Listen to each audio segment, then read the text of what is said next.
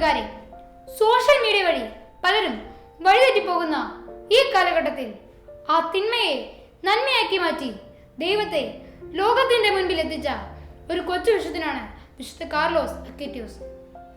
1991 May 3 ലണ്ടനിൽ ജനിച്ച് ഇറ്റലിയിൽ വളർന്ന് യേശുവിനെ ഒരു രക്ഷകനായി കണ്ട് നിത്യജീവൻ കൈവശമാക്കുക എന്നതായിരുന്നു കാർലോയുടെ ലക്ഷ്യം. 7-ാം വയസ്സിൽ ആദ്യകുർബാന സ്വീകരിച്ച കാർലോ ചെറുപ്പം മുതലേ നല്ല മരിയഭക്തി പ്രചാരകനായിരുന്നു. പരിശുദ്ധ അമ്മയെ തന്റെ സ്വന്തം അമ്മയായി കണ്ട കാർലോ അമ്മയ്ക്ക് വേണ്ടി ദിവസവും ജപമാല ചൊല്ലി കാഴ്ചവെക്കുമായിരുന്നു. വിശുദ്ധ കുർബാനയിൽ മുടക്കം കൂടാതെ പങ്കുകൊണ്ട കാർലോ വിശുദ്ധ സക്രാരിക്ക് മുമ്പിൽ ഏറെ നേരം ചെലവഴിക്കുവാൻ കണ്ടെത്തിയിരുന്നു. കാർലോ ഒരിക്കൽ പറയുകയുണ്ടായി, സ്വർഗം എപ്പോഴും നമ്മെ പ്രതീക്ഷിച്ചിരിക്കുന്നു. വിശുദ്ധ കുർബാനയാണ് എനിക്ക് സ്വർഗത്തിലേക്കുള്ള വഴി. യാത്ര ചെയ്യാൻ ഇഷ്ടപ്പെട്ടിരുന്ന കാർലോ ഏറ്റവും അധികമായി പോകാൻ ആഗ്രഹിച്ചിരുന്നത് തന്റെ മാതൃക കൂടിയായ വിശുദ്ധ ഫ്രാൻസിസ് അസീസിയുടെ ജന്മനാടായ അസീസി തന്നെയായിരുന്നു. കാർലോയെ ശരിക്കും ഒരു അത്ഭുത ബാലനാക്കിയത് അദ്ദേഹത്തിന്റെ കമ്പ്യൂട്ടർ പരിജ്ഞാനം തന്നെയാണ്. ഈശോയോടുള്ള സ്നേഹത്തെ പ്രതി രൂപപ്പെടുത്തിയ വെബ്സൈറ്റിൽ ലോകമെമ്പാടുമുള്ള ദിവ്യകാരുണ്യ അത്ഭുതങ്ങൾ വളരെ മനോഹരമായി രേഖപ്പെടുത്തി.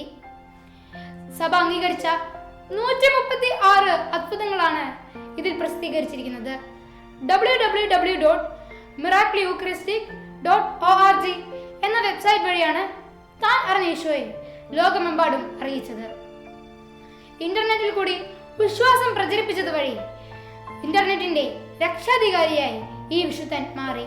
2006 ഒക്ടോബർ 12 തന്റെ 15-ാം വയസ്സിൽ ക്യാൻസർ ബാധിതനായാണ് കാർലോ മരണമടഞ്ഞത്. മരണക്കിടക്കയിലായിരുന്നപ്പോഴും തന്റെ സഹനങ്ങളെല്ലാം ദൈവത്തിനും തിരുസഭയ്ക്കും പരിശുദ്ധ പിതാവിനും സമർപ്പിക്കുന്നു എന്നായിരുന്നു കാർലോയുടെ വാക്കുകൾ. കാർലോയിൽ കുടികൊണ്ട പരിശുദ്ധാത്മ ചൈതന്യം മനസ്സിലാക്കി ഫ്രാൻസിസ് മാർപാപ്പ 2020 ഒക്ടോബർ 10 വാഴ്ത്തപ്പെട്ടവൻ എന്ന പദവിയിലേക്ക് ഉയർത്തി. 2025 സെപ്റ്റംബർ 7 വിശുദ്ധൻ എന്ന പദവിയിലേക്ക് ലയോ 14 മാർപാപ്പ ഉയർത്തി. നമുക്കും വിശുദ്ധ കാർലോയുടെ പാത പിന്തുടരാം, ഈശോയ്ക്ക് വേണ്ടി ജീവിക്കാം. അതിനായി ഈ കൊച്ചു വിശുദ്ധൻ ചെയ്തതുപോലെ ദിവസം ജപമാല ചൊല്ലിയും 1 മണിക്കൂർ സ്വയം പ്രാർത്ഥന നടത്തിയും വിശുദ്ധ കുർബാനയിൽ സജീവമായി പങ്കുകൊണ്ടും കൂടെയുള്ള കുമ്പസാരം നടത്തിയും സൈബർ സെല്ലിന്റെ മാസ്മരിക ലോകത്ത് വഴിതെറ്റി പോകാതെ ഈ വിശുദ്ധനെ കൂട്ടുപിടിച്ച് അങ്ങനെ സോഷ്യൽ മീഡിയയിലൂടെ നമുക്കും സുവിശേഷ വേലയ്ക്കായി ഇറങ്ങാം.